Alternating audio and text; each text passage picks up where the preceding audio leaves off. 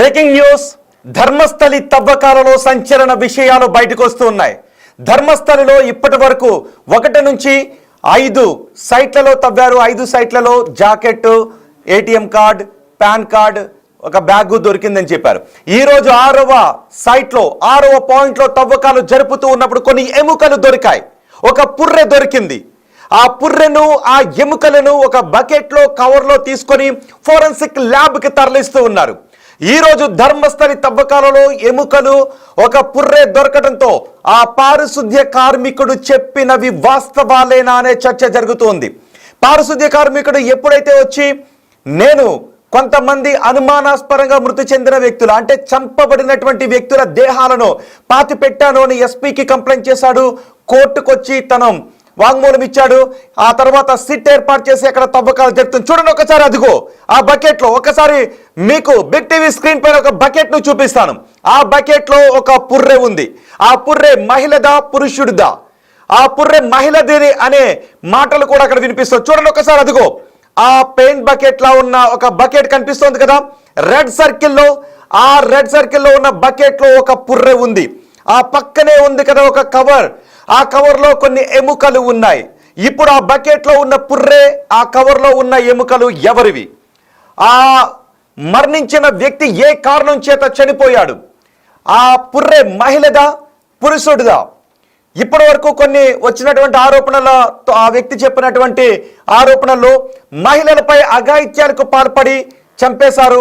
కొంతమంది పురుషులను చిత్రహింసలకు గురి చేసి చంపేశారు.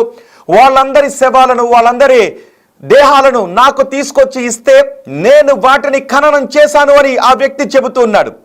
1995-98 నుంచి 2014 వరకు ఈ తతంగం అంతా యథేచ్ఛగా జరిగింది, నిరాటంకంగా జరిగింది. నేను వాటిని ఎదిరించలేకపోయాను, బెదిరింపులకు గురై ఎదిరించలేకపోయాను. తర్వాత వాళ్ళ కుటుంబంపై కూడా అఘాయిత్యాలకు పాల్పడే పరిస్థితిని తీసుకుని రావడంతో కొన్నాళ్ళు అజ్ఞాతంలో ఉండాల్సి వచ్చింది అని అక్కడ నల్లటి ముసుగులో ఉన్న ఒక వ్యక్తి చెబుతున్నాడు. ఈ రోజు 6వ స్పాట్లో తవ్వకాలు జరుగుతూ ఉన్నాయి. మొత్తం 13 స్పాట్స్ గురించి అతను చెప్పాడు. నేత్రావతి నది పక్కన కొన్ని స్పాట్స్ చెప్పాడు, అలాగే రోడ్డు పక్కన కొన్ని స్పాట్స్ అని చూపించాడు. ఈరోజు 6వ స్పాట్ వరకు తవ్వకాలు జరుగుతున్నాయి. నేత్రావతి నది ఒడ్డున ఉన్న స్పాట్లో ఈరోజు 6వ స్పాట్లో జరిపిన తవ్వకాల్లో ఒక పుర్రె బయటపడింది. మరి ఆ పుర్రెను ఖననం చేసింది ఎప్పుడు? ఎన్నాళ్ళ క్రితం ఖననం చేశారు? ఆ పుర్రె ఎవరిది? ఏ కారణంతో చనిపోయిన వ్యక్తిది ఆ పుర్రె? అది మహిళదా పురుషుడిదా? ఇప్పుడు ఫోరెన్సిక్ ఏం తేల్చబోతోంది? ఇప్పటి వరకు 5 సైట్లలో తవ్విన తర్వాత ఏమీ దొరకలేదు అని అనుకున్నారు. కేవలం జాకెట్ ముక్క దొరికింది. ఆ తర్వాత ఒక ఏటీఎం కార్డు దొరికింది, పాన్ కార్డు దొరికింది. ఏటీఎం కార్డు ఒక పురుషుడిది, ఆ పాన్ కార్డు ఒక మహిళది అని చెప్పారు. అయితే ఆ ఏటీఎం కార్డు ఒక పురుషుడిది, తను కామెర్ల కారణంతో చనిపోయిన వ్యక్తికి సంబంధించిన ఏటీఎం కార్డు అని ఆ తర్వాత కొన్ని వివరాలు కూడా వస్తున్నాయి. మరి కామెర్ల కారణాలతో చనిపోయిన వ్యక్తిది అయితే ఈ చిట్టడవిలో ఆ వ్యక్తిని ఎందుకు ఖననం చేశారు? చనిపోయిన వ్యక్తిదే అయితే ఇక్కడ ఎందుకు తీసుకొచ్చి ఖననం చేశారు అనే కొన్ని ప్రశ్నలు కూడా ఉద్భవిస్తూ ఉన్నాయి. ఈ వ్యక్తి ఎప్పుడైతే, ఈ పారిశుద్ధ్య కార్మికుడు ఎప్పుడైతే నేను కొన్ని అనుమానాస్పద దేహాలను ఈ అడవిలో నేత్రావతి నది ఒడ్డున పాతి పెట్టాను, కొంతమంది వాటిని తీసుకొచ్చి రహస్యంగా పాతి పెట్టమని నాకు ఆదేశాలు ఇవ్వడంతో నేను వాటిని పాతి పెట్టాను అని చెప్పాడు. సిట్ అధికారులు అక్కడికి వెళ్ళి విచారణ జరిపారు. కొంత డిబేట్ టాక్ వినిపించింది. ఇప్పటికీ కొంతమంది అంటూ ఉన్నారు అది 2006 తర్వాత ఒక శ్మశాన ప్రాంతం, అక్కడ శివాలయం కాబట్టి అక్కడ కొంతమంది వచ్చి అక్కడ ఖననం చేశారు. కాశీలో లాగా ఇక్కడ కూడా ఖననం చేస్తూ ఉన్నారు. అంతేకాదు అక్కడ ఒక స్నాన ఘాట్ కూడా ఉంది. ఆ ఘాట్లో కొంతమంది కొట్టుకుని వెళ్ళిపోయి చనిపోయిన వాళ్ళని, అన్యాచురల్ డెత్ కింద ఐడెంటిఫై చేసిన వాళ్ళని, ఎవరు క్లెయిమ్ చేయని బాడీస్ని ఇక్కడ పాతి పెట్టారంటున్నారు. కానీ ఈ వ్యక్తి మాత్రం ఏమంటున్నాడు అంటే అదేమీ కాదు, వాళ్ళ ఒంటిపైన గాయాలున్నాయి, వివస్త్రలను చేసిన మహిళల శరీరాలు నేను పాతి పెట్టాను అని ఆ వ్యక్తి చెప్తున్నాడు. అతను చెప్పింది మొదట్లో సంచలనం సృష్టించింది. నిజము చెప్తున్నాడా, అబద్ధం చెప్తున్నాడా అని కొన్ని డౌట్స్ కూడా వచ్చాయి. ఎస్పీకి కంప్లైంట్ చేశాడు, కోర్టుకు వెళ్ళి కూడా వాంగ్మూలం ఇచ్చాడు. ఆ తర్వాత కోర్టు ఆదేశాలతో ప్రభుత్వం సిట్ ఏర్పాటు చేసింది. ఇప్పుడు సిట్ బృందం అదిగో చూడండి ఒకసారి, అక్కడ అది 6వ సైట్. ఆ సైట్ లో తవ్వకాలు జరుపుతూ ఉన్నారు. అక్కడ వర్షం పడుతూ ఉన్నప్పటికీ తవ్వకాలు జరుగుతున్నాయి. ఇప్పుడు మరొకసారి నేను ఒక బకెట్ ను చూపించబోతున్నాను. ఆ బకెట్ లో ఒక పుర్రె ఉంది. ఇప్పటికీ 6వ సైట్ దగ్గర తవ్వేటప్పటికే కొన్ని ఎముకలు బయటపడ్డాయి. అదిగో ఆ తెల్లటి బకెట్ మీకు కనబడుతోంది కదా, ఆ బకెట్ లోనే ఒక పుర్రె ఉంది. ఆ పక్కనే కవర్ కనిపిస్తోంది చూడండి ఒక్కసారి. ఆ బకెట్ పక్కన ఒక కవర్ కనిపిస్తోంది కదా, ఆ కవర్ లో కొన్ని ఎముకలు ఉన్నాయి. ఇక ఎప్పుడైతే ఆ పుర్రె ఆ ఎముకలు బయటపడ్డాయో ఆ వ్యక్తి చెబుతున్నది వాస్తవము అని చర్చ జరుగుతుంది. నిజానికి అది మొదట అక్కడెక్కడ కూడా శ్మశానం లేదు, కానీ తర్వాత 2006 తర్వాత శ్మశానం ఏర్పాటు చేశారు కొద్ది దూరంలో అని చెప్తున్నారు. కానీ ఇన్ని స్పాట్లలో ఎందుకు పాతి పెట్టారు? నిజానికి యూడిఆర్ కింద చనిపోయిన వారి అన్యాచురల్ డెత్ కింద చనిపోయిన వాళ్ళని రిజిస్టర్ చేస్తున్నట్లయితే వాళ్ళు ఒక ఏరియాలో ఖననం చేసి ఉండాలి. వాళ్ళని నిజానికి కప్పబెడతారు, అంతే.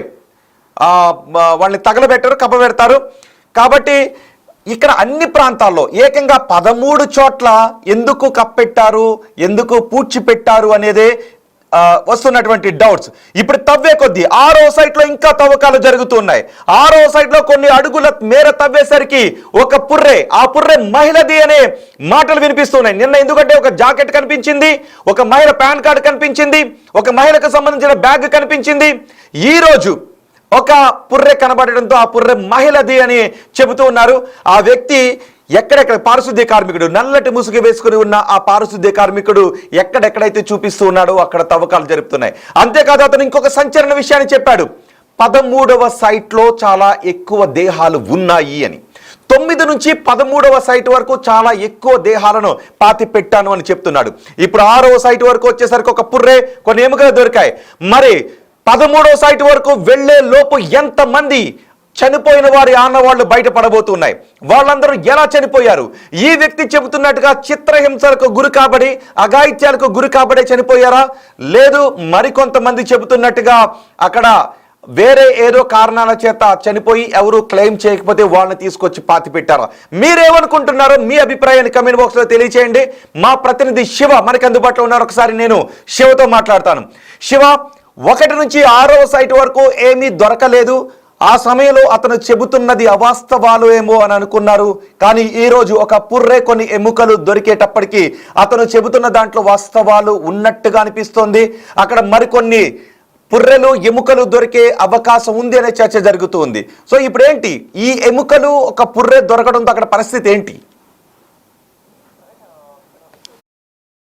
రోహిత్, ఇటు కర్ణాటకలోని దక్షిణ కన్నడ జిల్లాలో మంగళూరు సమీపంలో ఉన్న నేత్రావతి నది, ఇటు ధర్మస్థలిలో మృతదేహాలకు సంబంధించిన తవ్వకాలు అనేవి ఇప్పుడు కలకలం రేపుతోంది. గతంలో ఏదైతే 1998, 2014 మధ్యలో ఎక్కువ సంఖ్యలో హత్యలు, అత్యాచారాలు, దాడులు జరిగాయి. అప్పుడు దానికి సంబంధించి దేశవ్యాప్తంగా కూడా తీవ్రమైన చర్చ అయితే కొనసాగింది. దాని తర్వాత 2025 జూలైలో దీనికి సంబంధించి కూడా కీలక ఆధారాలు సేకరించే పనిలో ఇటు పోలీసులు నిమగ్నమై ఉన్నారు. ఏదైతే ఆ సమయంలో పారిశుద్ధ్య కార్మికుడు, శానిటేషన్ వర్కర్ ఎవరైతే ఉన్నారో ఆ మృతదేహాన్ని తీసుకొచ్చి తనకి ఇస్తే నేను ఖననం చేశానంటూ కూడా అతను తెలియజేశారు. ఆ ఖననం చేసే సమయంలో కూడా నేను చాలా వరకు కూడా వారిని నిరాకరించిన నేపథ్యంలో తనపై దాడి చేసి మరి తన కుటుంబంపై కూడా ఎక్కడ దాడి చేస్తారన్న భయంతోనే ఆ మృతదేహాలను నేను ఖననం చేయడానికి ఒప్పుకున్నానంటూ కూడా ఆయన తెలియజేశారు. కానీ ఇప్పుడు బయటకు వచ్చి పోలీసులకు ఫిర్యాదు చేయడం పట్ల కూడా కొన్ని అనుమానాలు వ్యక్తమవుతున్నాయి. దానికి సంబంధించి కర్ణాటక ప్రభుత్వం కూడా సీరియస్గా తీసుకుని ఒక దర్యాప్తు బృందాన్ని కూడా ఏర్పాటు చేసింది. సిట్ దర్యాప్తు బృందం, మహంతి నేతృత్వంలోని సిట్ దర్యాప్తు బృందం అక్కడ ఎక్కడైతే మృతదేహాలను, దీన్ని 13 సైట్లు, 13 నుంచి 15 సైట్ల వరకు కూడా అక్కడ స్థలాలను